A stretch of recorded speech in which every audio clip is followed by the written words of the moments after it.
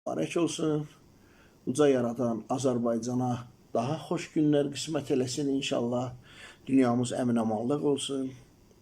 Düşünə bilən təbəqə dedimsə, gərək insanları düşündürən mövzu haqqında danışam. Vaxtı ikən belə bir alim olub, elə də çox keçmişdə yox, Feyman. Feyman maraqlı bir, bax, üzümünka maraqlı bir, burada xırdalıq var.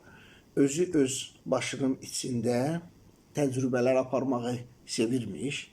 Bu kvant kompüteridirsə, bunun üzərində heç bir qələm, dəftər, kağız olmadan başının içində təcrübələr apara bilərsən. Və o dərk eləyib ki, şuurumuz, zəkamız bizi alladır. Yəni, necə alladır? Bizim zaman kimi qəbul elədiyimiz şuurumuzun, beynimizin, 2 dənə beyin yarım kürəsinin informasiyanı emalıdır. Bundan əvvəlki videolarımda da mən bu barədə demişəm ki, mənim gözdən əlil bir idmançı yoldaşım var idi, məhsul stadionunda qaçırdıq.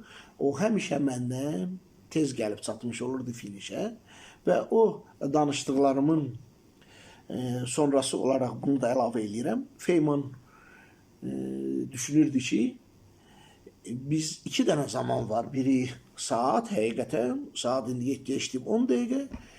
Digəri isə bizim beynimizin məlumatları, emal müddəti və bunlar fərqlidir. Bizi aldadan da budur. Həmişə insanların daha rahat başa düşəcəyi dildə, yəni uşaq vaxtı görürsən ki, bir gün, necə deyərlər, gün var əsrə bərabər, oynadın, qaçdın, ana yeməyə çağırdı, filan elədi, bəsməkan elədi, dərsləri o hazırladın, hələ də vaxt var. Yaşa dolduqdan sonra görürsən ki, vaxt çatmır, mümkünatı yoxdur, çatdıra bilmirsən. Çünki beynimizə yeridiblər ki, güya 100 il yaşayacaq, sən 10 yaşın olanda, 12 yaşın olanda hələ bilirsən, 98 il hələ qabaqdadır, 88 il qabaqdadır, 80 il qabaqdadır.